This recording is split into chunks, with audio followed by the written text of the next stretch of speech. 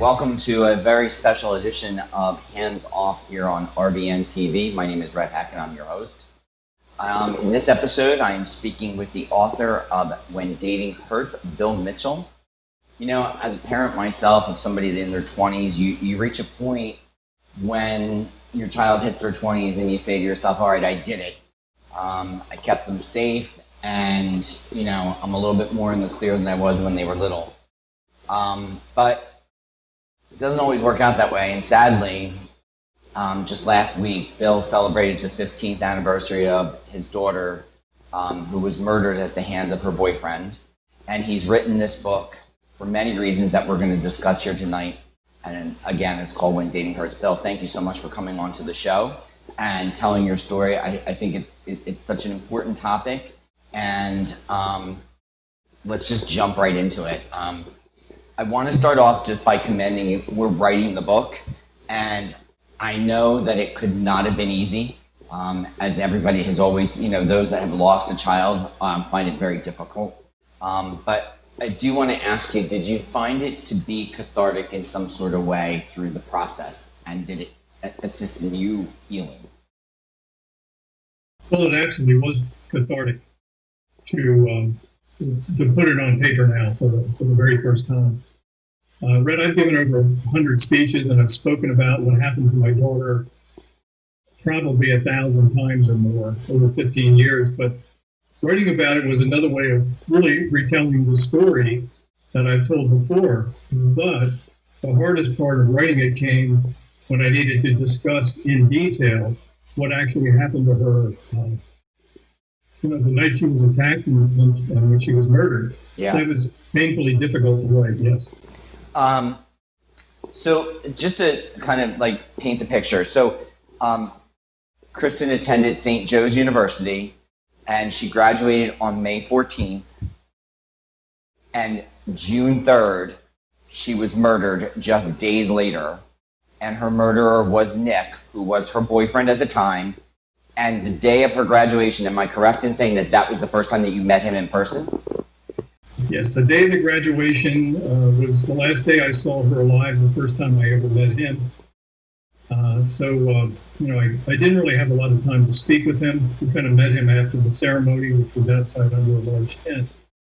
So I met him, and it was very strange. I met him, I shook his hand, looked at him, thought, okay, here's a guy who's dating my daughter. But honestly, the bulletin that kind of ran through my mind was exactly this thought. That was, I never want to tangle with this guy. Very strange, very strange. But yes. Anyway, that was May 14th, and 20 days later, after graduation, he stabbed her to death.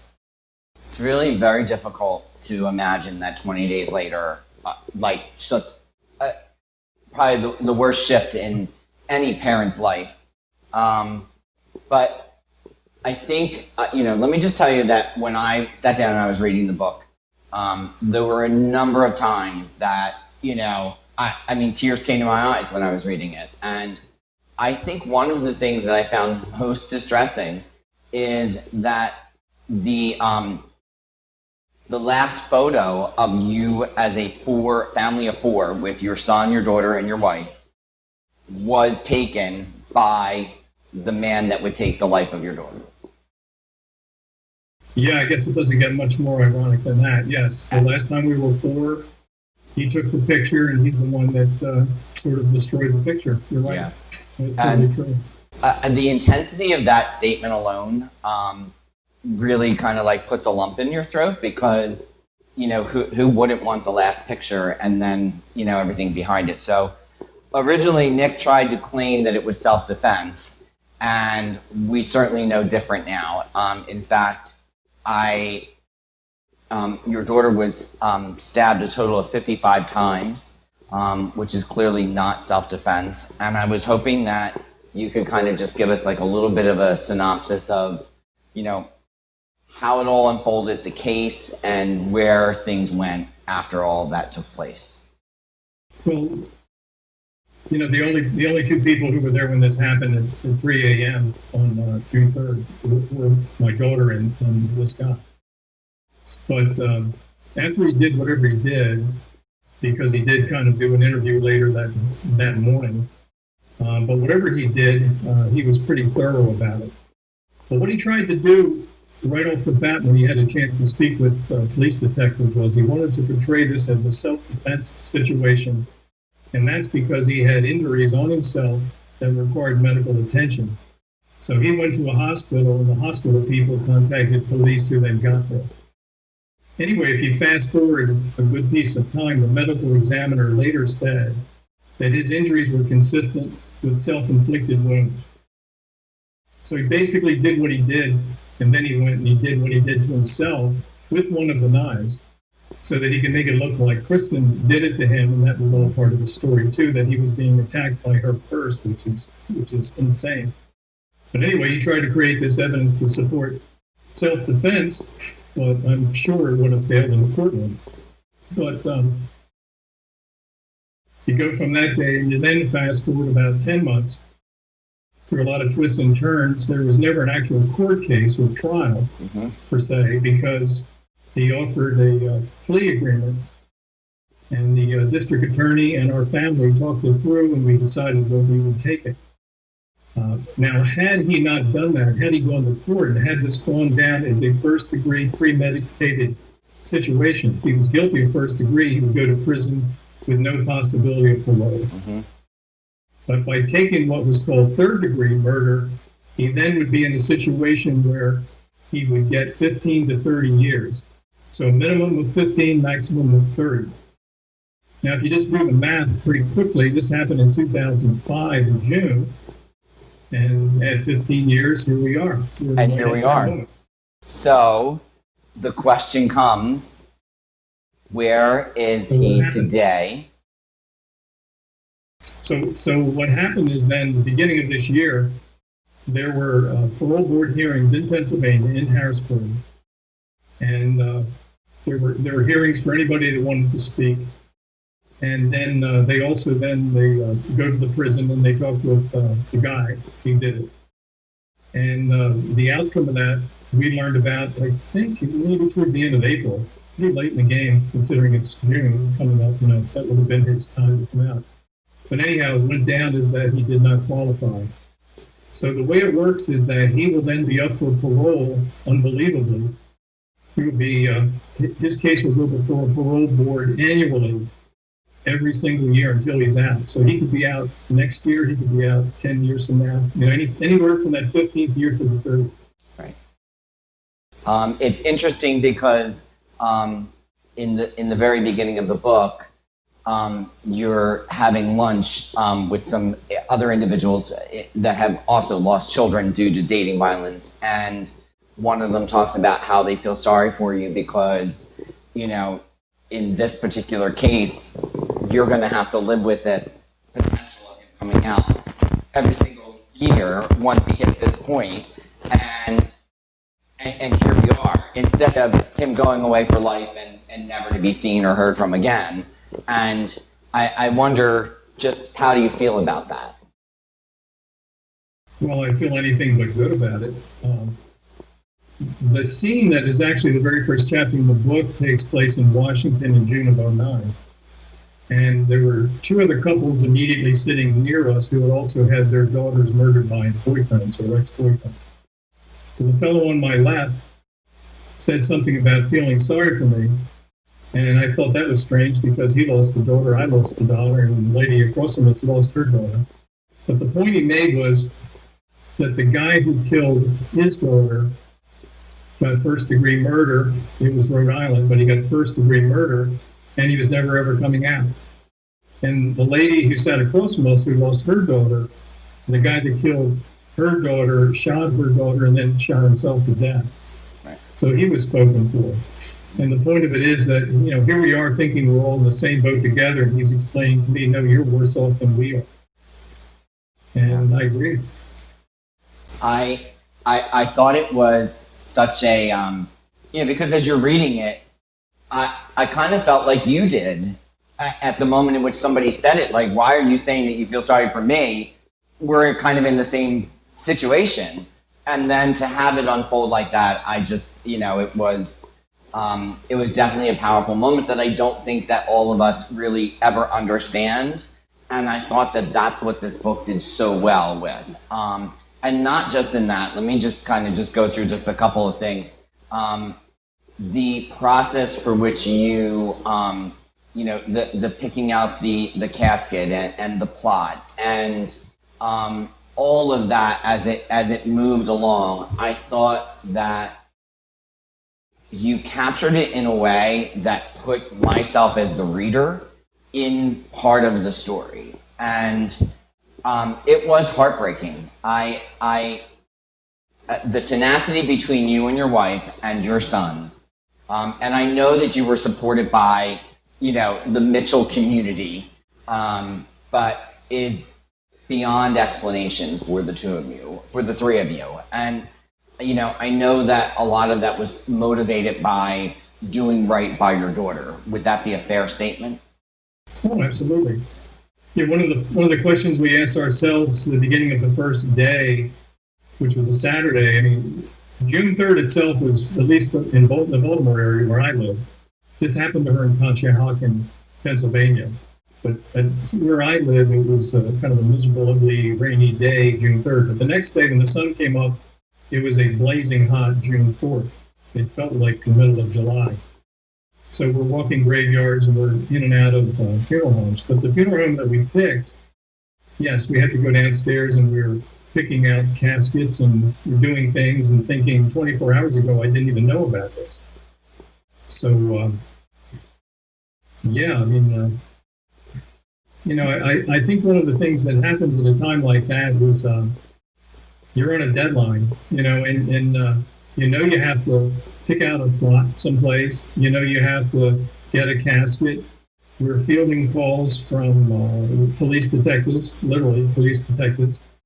We're fielding calls from the apartment complex, and then also, in part, breaking the news to more and more people and getting calls from more and more people. And nothing went smoothly. I mean, it is purely a case of insult to injury the whole way. Yes. Yes. But, somehow we managed to just kind of keep on rolling. So. I felt so bad for you returning back to work and just that whole process. And, quite honestly, I don't know that anybody could really appreciate the reality when you were talking about sitting down and, making a dinner reservation or setting a table. I mean, these are things that, you just will never understand until unless you're going through it. And we kept asking for a table for four. Yes. Yeah, and my heart really went out for you guys. As we come onto break, I want to mention something. So, I too believe that there are signs of individuals once they have left us on this world here, and I really believe that it's kind of like our job at that point to find them. And I don't want to give away too much, but I want people to read the book, and I want them to really focus on the locket that was created for your wife, that also had a lock of hair from Kristen. And I think that there isn't a time that I think about that part of the book and how that all kind of connects and comes together, that in fact it's happening right now, that the hair does not go up on my arms every single time. And and that's just one simple instance within this story. There are others, and you must be amazed as they unfold. Well, yeah, in the very beginning, the very first week, we had 9 light bulbs blow out in the house that week. But we had so much going on. All I could think of is I got to go get another light bulb and fix another light bulb. I wasn't adding them up. It was just one more.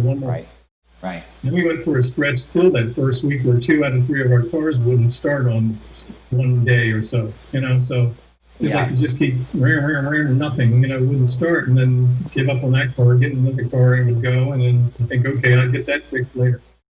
Also had the printer I was trying to use to print out Kristen's eulogy would not work, so I had to keep rewriting and rewriting it because I didn't know if I could give the eulogy because I was going to give it to somebody else and had to be able to read it. And one other thing was a bathroom fan that started acting strangely a couple of months later, and it had to do with the lights on the fan coming back to life at times that made no sense, as if they were light sensitive. But this was a fan that was bought in 1988. Yeah. They didn't have that back then. Right. And I will tell you, we had an electrician look at it, and he put his hands up. He says, "Well, this shouldn't be doing this. I don't know, maybe it's ghosts." And he kind of laughed and walked out of the room. He didn't know our other story. It's phenomenal. I enjoyed every instance on that. So we're going to take a quick break, and when we come back, I want to talk about the work that you're doing right now, and a little bit more in regards to how it relates to the book. So we'll come back and we'll ask you those questions. Thank you. Good evening and welcome back to Hands Off with my guest, Bill Mitchell. He is the author of When Dating Hurts, and we are talking about the tragic murder of his daughter that happened 15 years ago. It happened 20 days after she had graduated St. Joe's University. And right now we're looking at pictures of her at her graduation. This is Bill and his wife and his son, David, and there she is holding her flowers. What a lovely young lady she was. And she certainly succeeded, and she had already secured a job with General Mills, and that was where she was headed after her graduation. And unfortunately, things were cut short by an individual that she was dating. What I want to talk about is where are you at today? So you wrote the book, and now what? Like why did you want to write the book? That's a good question. I had said a little earlier that I'd given over 100 interviews and speeches over the course of time, and I was the president of the Kristen Mitchell Foundation for a decade. We had run walks, and we just had the chance to meet, I was about to say hundreds of people. It had to be thousands of people. One speech had 956 people in the Ravens Stadium in Baltimore. But the key thing was that I saw how much good awareness about dating violence could bring by just speaking about it, because people, when you started to talk about it, really wanted to know about it. So I know over time we've helped a lot of people, and we've probably saved a few lives along the way. I've had some people who actually come to me later on and said, it's something that you said that made me get out of the relationship. I think this guy would have killed me. But the thing is that I wanted to reach more people, and I knew that a book can reach an unlimited number of people at any time of the day. You can go on Amazon and you can order the book, and it'll show up in just a few days. The other thing was about me writing the book was I realized that I was the keeper of the continuity of the whole story. I was the guy that the police called back in the very beginning, met with them, found out standing by the doors of a supermarket, a grocery store, found out what happened. I was the one that had to come home and tell people.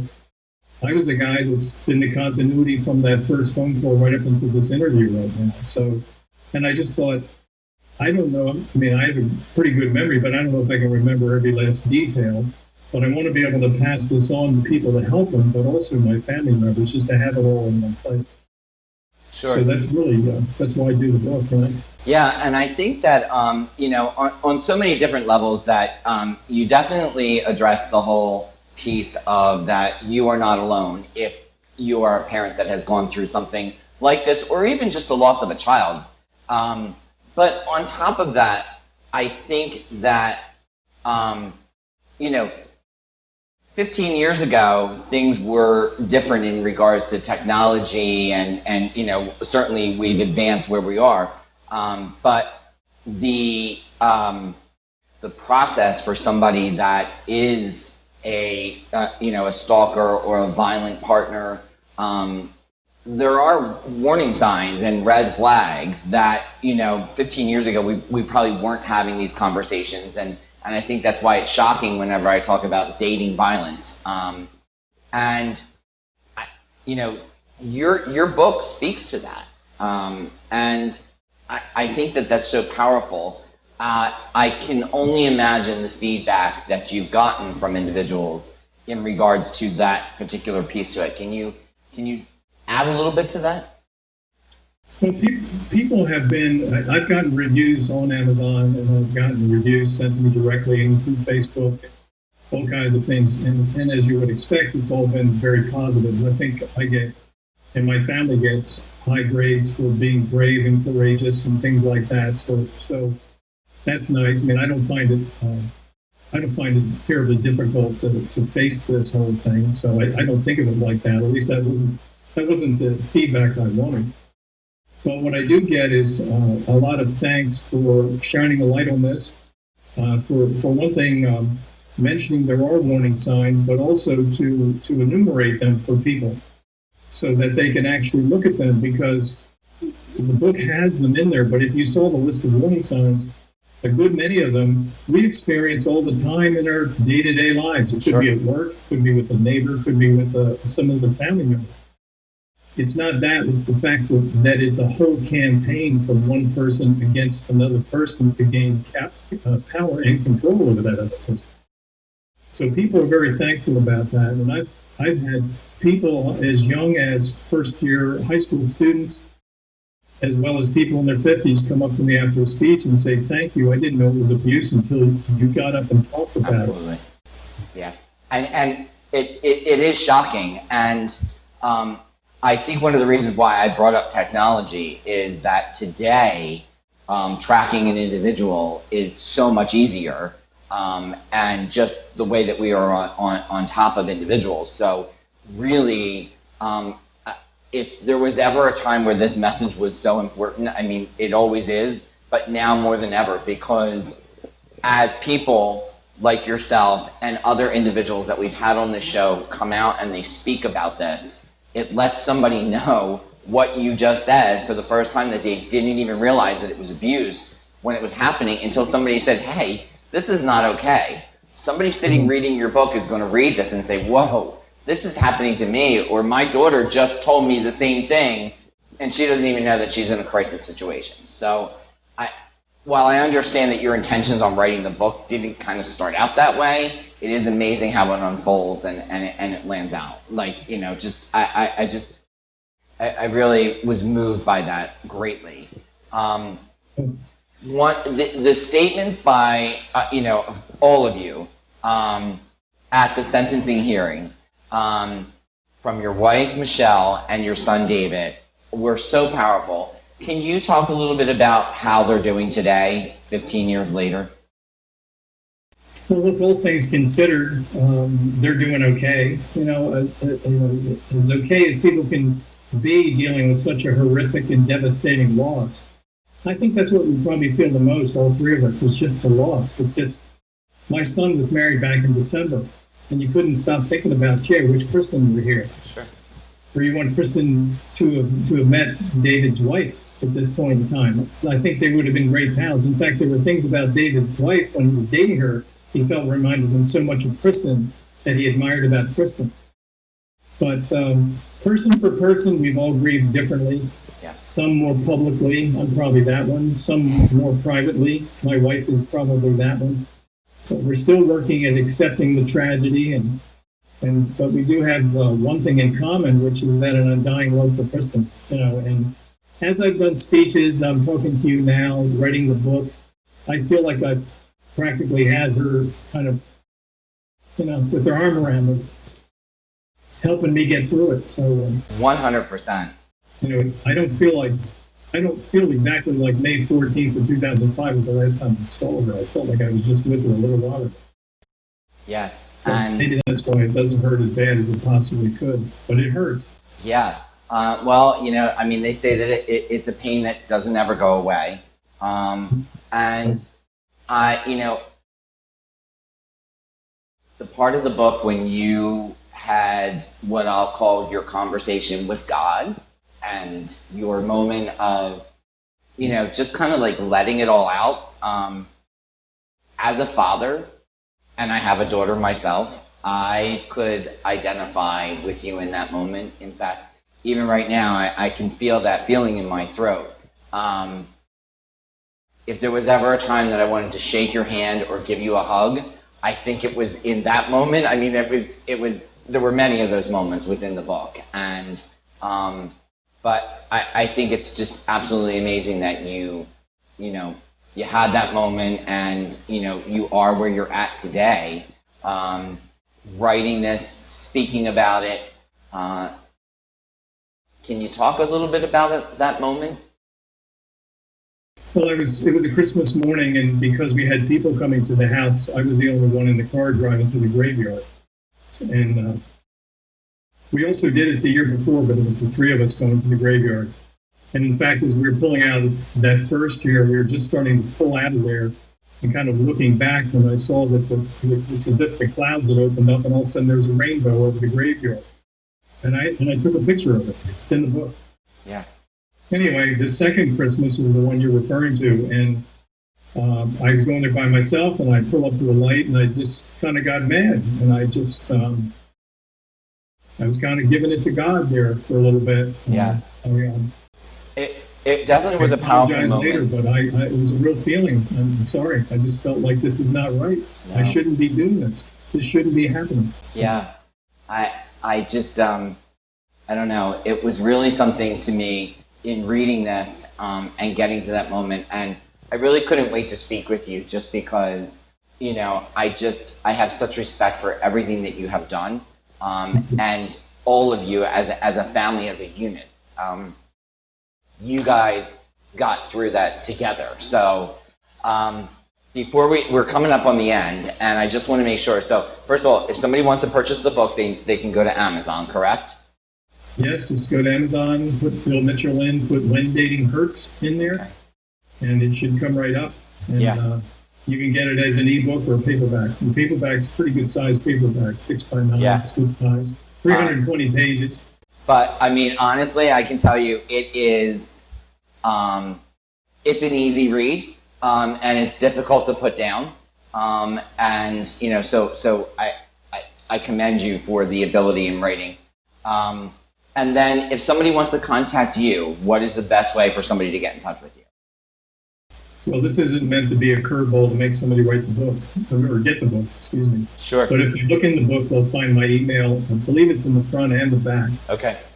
But another way, by the way, another way to get to me is go to whendatinghurts.com. And that way you don't have to get the book. You can still contact me, and through the website, you can go to Amazon and get the book. Fantastic. But I'm not really trying to sell books. I'm actually trying to save lives. And